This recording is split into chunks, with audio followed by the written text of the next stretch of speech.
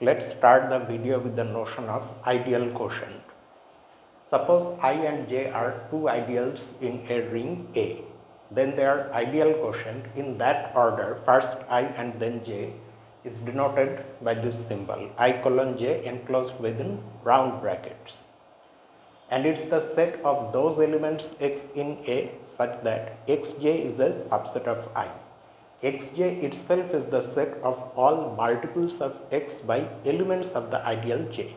Let us first show that this ideal quotient itself is an ideal of the ring A. Let us start our argument by showing that this set is a non-empty subset of A. Before showing that a subset is an ideal, never forget this. Okay. Note that 0 times j, and this 0 of course is the 0 element of the ring A. 0 times j is the singleton set 0, which of course is a subset of I because I itself is an ideal. And as such, by the definition of this set, 0 belongs to this set, and that makes this set non-empty. Let us next show that this is an additive subgroup of our ring. It's a subgroup of A under addition. For that, we take two elements x1 and x2 in this subset. So by the definition of this subset, x1j is a subset of I and x2j is a subset of I as well. Now if we choose any element j in j, that means x1j belongs to x1j because that's what x1j is, and x2j belongs to x2j. However, because of these containments, then x1j and x2j will both belong to I. They will both be elements in I. Now I itself is closed under the formation of difference of elements because I itself is an additive subgroup of A, being an ideal of A. That is why x1j minus x2j belongs to I. But by the axioms and everything that we have in our ring, x1j minus x2j is x1 minus x2 times j. So any such element belongs to I.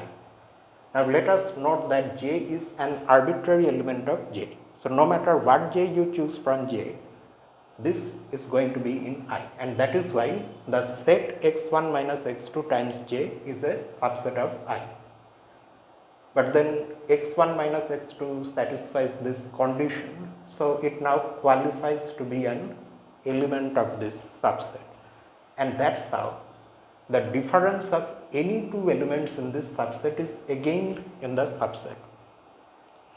And that is why this is an additive subgroup of A.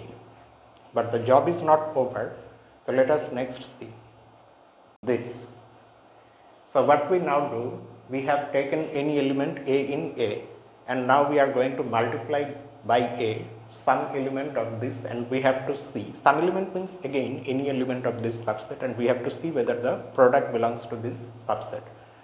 So as an element of this subset, say we take x1, okay, which we already took there in that part of the argument. So now what we do, we take any element j in j and consider the product ax1j, because multiplication is associative. This equals a times x1j. Now note that x1j already belongs to I because x1 is coming from there, so whatever we did in this part of the argument still holds, it is still true. So x1j is already in I, and that is why, because I is an ideal, a times x1j will also be in I. But then what are we getting? We are getting the fact that if you multiply by ax1 any element of j, then that product belongs to I. So that implies that this set ax1 times j is a subset of I. But then this is what we wanted, because then ax1 belongs to this subset by the definition of this subset. And that's how this is an ideal of A. Next, let us consider a special case of this ideal quotient. So next we see this special case where the first ideal is the zero ideal. In that case, this ideal quotient is called the annihilator of J, the annihilator of the second ideal, and there is one special notation to denote it. We also write n of J to denote the annihilator of J. So if you use the definition here in this special case, then this becomes the set of those elements x in A for which xj is the zero ideal. Actually, it's contained in the zero ideal because that's the original condition in the definition of this annihilator. But contained in the zero ideal ultimately implies equal to the zero ideal. You also do get the reason for this name, right? The annihilator of J consists of those elements x in A which annihilate J completely. Like they kill J in the sense that they just come from outside, and when they multiply elements of J, you only keep getting 0. In that sense, J is killed, annihilated. So in this notation, it turns out that the set of all zero divisors, there will be a hyphen here.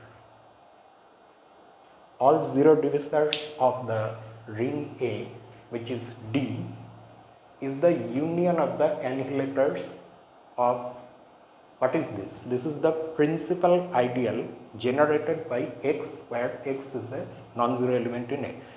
Do you understand the meaning of this? This union varies over the set of all non-zero elements in our ring A, and for each such element we are considering the principal ideal generated by that element and then considering the annihilator of that ideal.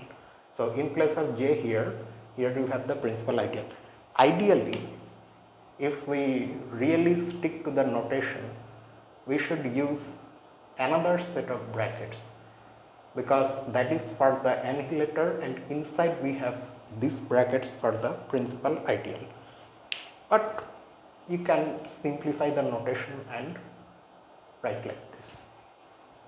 Now let us see how this is true actually. So that's what we see next. To prove this equality, we have to show that each set is a subset of the other. Let us first show that D is a subset of this. So we have taken any element Z in D. What does that mean? It means that Z is a zero divisor. So by the definition of zero divisor, then there will exist a non-zero element Y in our ring A such that Zy is equal to 0. But then if you multiply the principal ideal generated by Y by Z, then you are going to get the zero ideal. Why? Because if you take any element in this principal ideal, how will that look? It will look like yx, where x is some element in the ring. So if you multiply yx by z, because zy is 0 and because multiplication is associative, so this product is also going to be 0. So that's how this is 0. But then z belongs to the annihilator of this principal ideal generated by y. And because y is non-zero, this z is now in this union. That is because this annihilator now is a set in this union. And that's how D is a subset of this. Let us next prove the reverse inclusion, that this is also a subset of D. To prove the reverse inclusion, we take any element U in this union of annihilators. So that means U will belong to at least one set in the union, because that's what union means. So there will exist a non-zero element X in our ring A, such that the annihilator of this principal ideal generated by X contains U. But then by the definition of annihilator, U times this principal ideal is equal to 0, which means that if you multiply any element of this principal ideal by U, you are going to get the 0 element of the ring. In particular, X itself is also an element in the principal ideal. So that way, Ux is equal to 0. Because X is non-zero, so this equation tells us that U is a zero divisor in the ring. So U belongs to D. And that way, any element in this set is also in D, so this is also a subset of D. So that's how we have equality.